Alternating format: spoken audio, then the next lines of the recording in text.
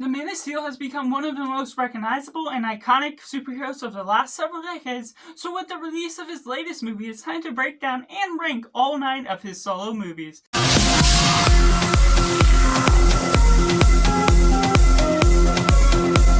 Hi everyone, welcome to Cinema, where we focus on a film. I'm Josh, this is Simply Cinema. Let me know down in the comments below how you would rank the Superman movies from your least favorite to your favorite. If you've seen the shows just as well, I'd love to see you include those in your list just as well. For the rules of my list, I'm including only his solo project, and I only seen from 1978 Christopher Reeves to 2025. So with that said, let's go into it. In last place, we have Superman 3. Now this is essentially Superman starring Richard Pryor, where we get this Superman computer that's really going about its own way of building its own icon. You get this hacker that's just poor, that's trying to find a way in his business. He's found out by this big corporation that hooks him up with the way they're going about trying to achieve money, trying to achieve world power, which becomes okay in one sense, evil for the sake of being evil, but Richard Pryor has never played a lovable character.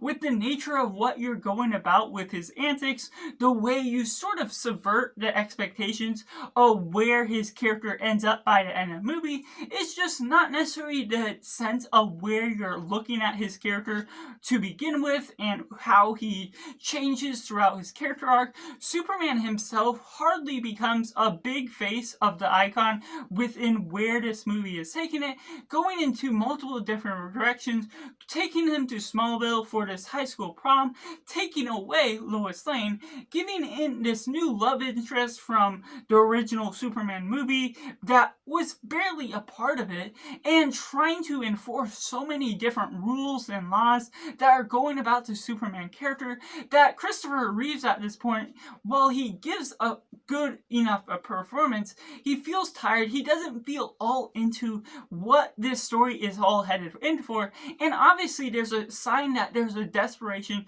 to make another Superman movie, and they didn't have the tools, they didn't have the story that was equipped to tell something interesting, so it feels all rushed, all put together in a convoluted mess that really doesn't make sense to the nature of a Superman character. And we're taking on this Superman computer that is sort of an AI sort of threat that becomes interesting enough to some extent, but at the same time becomes ultimately predictable to an end of not really doing much to fight off the force of Superman, not doing enough to really build itself up in a way that becomes interesting because of all the predictable odes that you're taking with the Superman character, having these weird subplots along the way that just build upon the runtime. The thing that suffices for this film, and it's a quicker runtime for what you're taking out of it, but ultimately with that and Richard Pryor playing most of the role of the movie, it feels like he gets more screen time than Superman himself. So there's just so much details to this movie that just doesn't come out in the right way, doesn't have the proper tone. Superman sort of has the edge of what you're looking at when you're looking at the lighthearted hope of how he's trying to rescue people, but ultimately doesn't win itself over by the end of the day. Coming in number 8, we have Superman 4. The quest for peace just goes into another thing that feels desperate for another story. Some of the effects are the worst that we've seen of any of the Superman movies, and what edges this over is I do like Gene Hackman in this role, even though all of the cast still doesn't feel fully into their roles quite like they were in the first 2 Superman movies.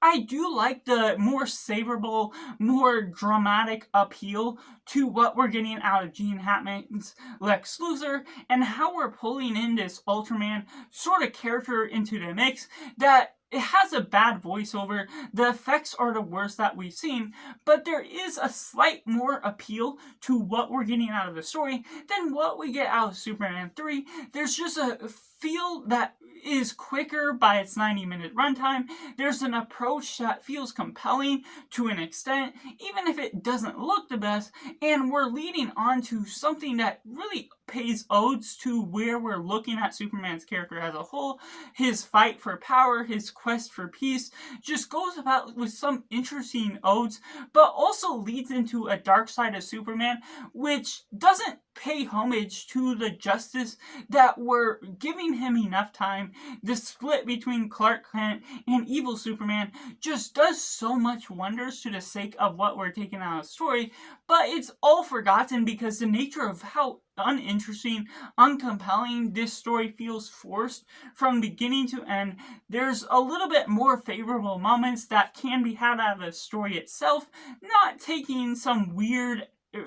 type of story with the supercomputer, playing that into the mix, but ultimately it still has some of the disfavorable moments where Lex Luthor just doesn't necessarily feel like he's fully motivated to this fullest extent. And number 7, we got Superman 2, the theatrical cut. Now I'm splitting this with the Richard Donner cut itself because it feels like a very different movie. The tone feels quite off. The nature of how we're getting the General Zod, the other Kryptonian villains, putting them into a mix. I like the approach that we're going with them, but also the first scene we get with them, they're just bullying a bunch of astronauts. They're having the campy feel that I don't personally get the appeal for this side of Superman. There's sort of a lot of paying odes to where we're looking at the Superman story going forward that you see a lot of ways that this film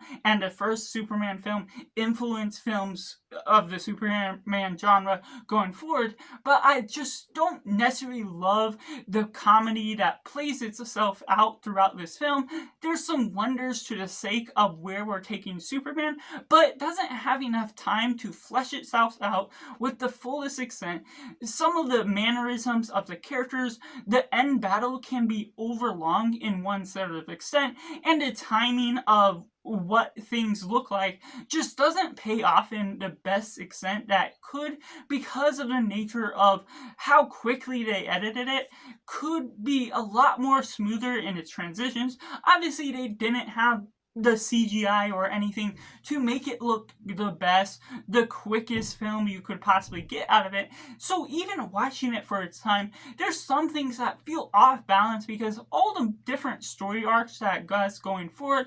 Clark Kent trying to become Clark Kent once again once Lois Lane finds out his identity. There's just a misbalance that this particular cut of the film just doesn't find its footing throughout the story arc that's trying to go without its thematic balance. And taking in number 6, we have Superman Returns. Now this does things that are a bit more interesting. Kevin Spacey, this time as Lex Luthor, and Superman being played by Brandon Routh. Now Brandon Routh is great in this role, but he's under the shadow of Christopher Reeve, who has done the performance much better, and has feeling like this is a completely separate film that's supposed to be a spin-off that's not meant to be connected to the original 4 Superman movies, but because it is, there's a weird aura to the whole film as a whole that when Lois Lane meets up with Lex Luthor, they recognize each other, but you don't recognize the scenery that's going on. There's an interesting way of going about the kryptonite. Lex Luthor has a more dramatic role that feels proper in one sense, doesn't feel aged by its setting, that I really do appreciate Kevin Spacey's performance for, and I do like the collaboration, what they do with Lois Lane, this child, and her having a husband just as well, because Superman has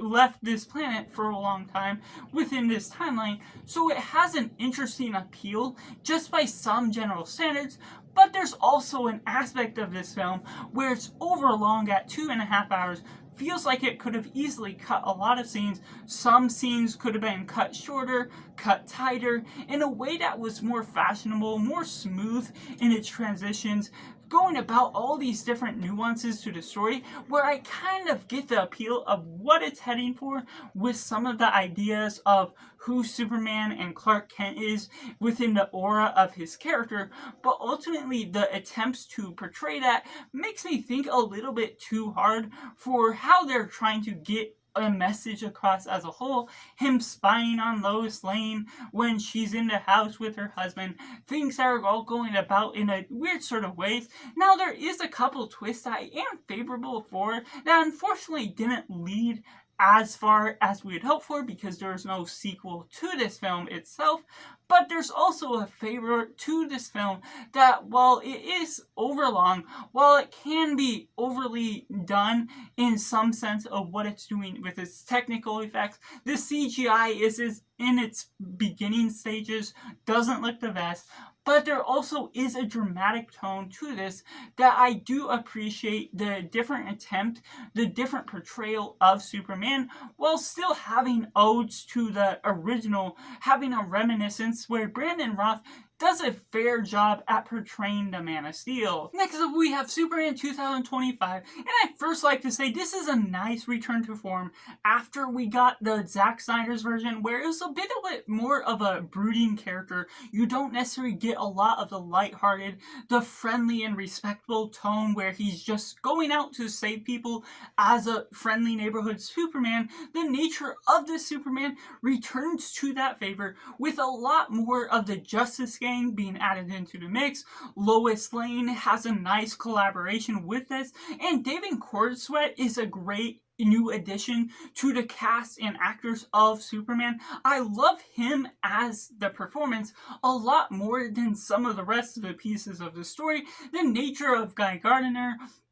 other things that we're pulling about within the mix, the Mr. T, everything that we're building upon within the story, and different pieces of the puzzle. I like the appeal that this film is ultimately headed for, and there's certainly a respectable atmosphere that James Gunn brings to the film because I love and favor a lot of his films. That the nature of his directing creates some great camera work, some great cinematography. The visuals are fantastic all throughout. That really builds this great environment, this great background that establishes a brand new universe with Supermans and superheroes that are always already living within the world itself, that skips over his origin stories, pays homage to where we're headed with the Kents just as well. But the whole atmosphere to this film can feel like it have a little bit too much exposition. There's so many different things being introduced at different times to where it feels like it's just brushing over everything.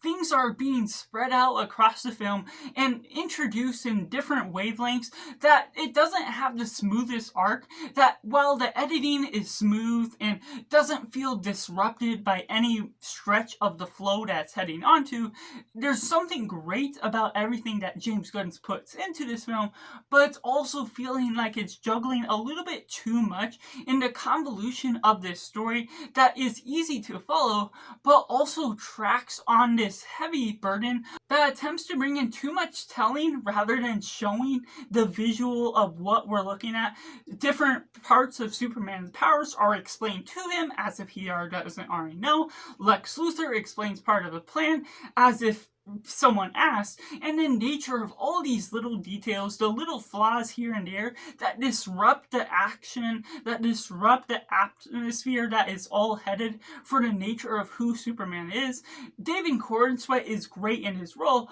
but there's also a shouty side of him that feels awkward and misbalanced within the scope of who he is in all of the other scenes of the movie, to where there's a weird blend of all of this good mixed in with all of this negative side that disrupts a quick flow within the nature of being able to enjoy this fun atmosphere, but being drawn back by the ultimate feel that this could have been better. This could have had something that made more sense. And there's so many deep themes that could have dived into deeper. And even with Pa and Ma Kent, there's something about them being introduced halfway through the film that you don't get the strong connection you did in the past, because you're trying to catch up, you're trying to do all these different things throughout. And so while I do respect those that appreciate and love this film, that's really great that it does appeal to most of the main crowd, but for me personally, it's drawn back by all these different details that even without looking for them, I feel the experience being lessened by all these different mannerisms that take the film down a bit. Next up, we have Superman 2, the Richard Donner cut, a much more sustainable, much more tonally balanced film than what we got from the theatrical cut, doing so much service to what it does with the little changes, the big changes, the restoration of Marlon Brando as Superman's father throughout the different odes, throughout the mixture of where you're headed for. It feels a lot more personal, a lot more favorable because of the nature of the connection between Superman confronting his father through the different holograms about his different choices. The nature of the whole atmosphere feels so much more adequate, doing the service of building upon Lois questioning Superman as Clark Kent a lot earlier within the film, doing a different test to the measure of it, making it feel more sustainable, the nature of how it flows on throughout in a smoother fashion that feels like it could have been much longer for the service of this being an extended cut, a cut that feels like it adding a lot more, but all of those things still go under a 2-hour runtime that really builds upon the nature of Superman's character a lot more tonally better in the nature of what you're taking out of his receptacles as a whole, just being able to enjoy the lighthearted side from Superman, changing the middle with so much different alterations to the plot with General Zod and his characters. Now there's still a campy feel, there's still some of those jokes that don't necessarily land for me because I'm not always particular into some homages of what you're taking out of the comedy side, but there's a lot of the worst jokes cut from the film, shortened in a way that feels a lot more better in the way you're progressing forward. There's not a weird joke about this other guy that can't use his laser eyes, that there's not a thing that makes ultimately no sense to where we're headed forward, and there's extended scenes that feel so much more adequate to the nature of making the villains feel more menacing, Lex Luthor be more bickering with the nature of his team up with those villains, that makes more sense to the ability to follow through. Terrence Stamp just being great in his performance as the lead villain, as General Zod, Lex Luthor doing so much great things in collaboration with them, and the Superman balance with Lois Lane, and the costume changes that does so much wonders. Yes, there's some scenes that are replicated in the same way that the original theatrical cut stole from Richard Donner's cut, but ultimately the way they pull out this film, capture it all together, with some pieces of the film still lost from being able to be edited within this film, what you get from gathering all those film reels, the pieces of information that cuts this film all together with a better style of editing, the visuals looking grander than ever. Yes, there's certain aspects that still don't age in the particular atmosphere of this superhero era of environment, but there's ultimately still a wonderful feel that's glorious in the way it ends it. It doesn't cut abruptly. It goes into a homage that took off what we got from Superman 1 in its ending and just does so much to the spectacle and the era of the environment of Superman as a whole. And taking at number 3, we got Man of Steel, the one that I personally experienced for colors. So there's, yes, somewhat of a bias that I have toward this film, but there is also a form of storytelling, the character development with what we're getting with Henry Cavill as Superman himself, that is much more favorable to me personally. Just being able to enjoy the atmosphere, to enjoy the environment that you're all establishing as a whole. Obviously, this has some of the grander effects that you can look at for its time, not taking away from any of the effects that you get from the 80s, because they didn't have what you can do with what they did here. Yes, there's boring colors in one sort of sense, but that doesn't detract from what I personally enjoy out of the story. The story itself lends itself more favorable to me than the colors of costume, colors of the atmosphere. It doesn't look too boring. It utilizes its slow motion capture well within Zack Snyder's, not being too much in the spectacle of where we're looking at. And while this is more of a brooding side of Superman, you're not getting all the friendliness, the liveliness that is ultimately always paying homage to what we're taking out of the Superman character as a whole. I don't have a bias of reading the comics to know all the ins and outs of his character. So as a film itself, there's something that I love what Zack Snyder did, some strange choices that have been controversial to some, but have been favorable to the nature of seeing Superman in some of the hardest moments of where you're taking him as a whole, that I ultimately love and respect all the different things, the connections to his parents, the origin that you portray within this is something that I appreciate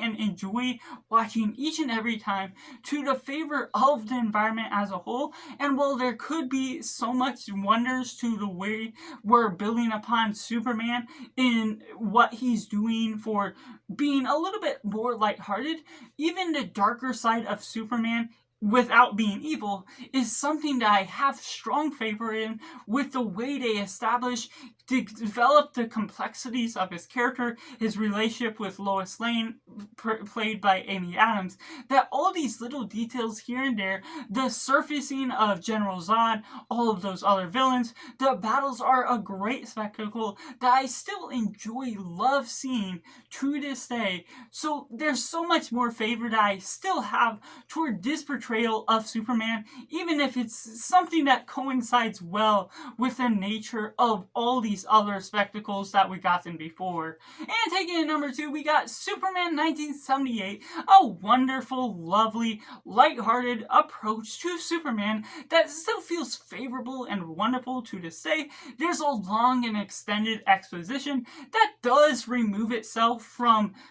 making the final battle something small and minute. It feels like it's cut a little abruptly in one sense. That's the main thing taking it back, but the still wonder of everything that establishes itself, the development throughout the years of Superman, getting to his family, getting from the destruction of Krypton, to growing up with Ma and Pa Kent, that we're doing a lot more with, develops a backstory, develops something that's wonderful. Christopher Reeves perfectly captured something that's excellent within how we're exploring his character as a whole, getting a wonderful music score, getting a spectacle to behold, that even though there's aged effects, there's aged environments, there's a campy feel to some of the humor, where Lex Luthor doesn't necessarily feel always as sinister or as evil as you could make him out to be if he was made today. The establishment of his character is fun and played by Gene Hackman, with some campy side characters that are goofy for the sake of being goofy, that add in a nice flavor to the 70s and 80s work of that time, that has a lot of odes to how Superman and superhero movies are played on today. Just the visual surrounding of this film creates a great environment, a nice lighthearted touch, where all these little details of his character involvement, Christopher Reeve's transformation from Clark Kent to Superman, has a thing where he stands up just a little bit taller, and doing all those tiny details into the work creates a bigger smile on my face. Just the actual spectacle to the change of everything that goes on throughout his love interest through Lois Lane, everything that goes on with Jimmy Olsen, everything of all the small little details that establishes itself throughout, while it can feel abrupt in some sense to where we're leading on once we go into the third act,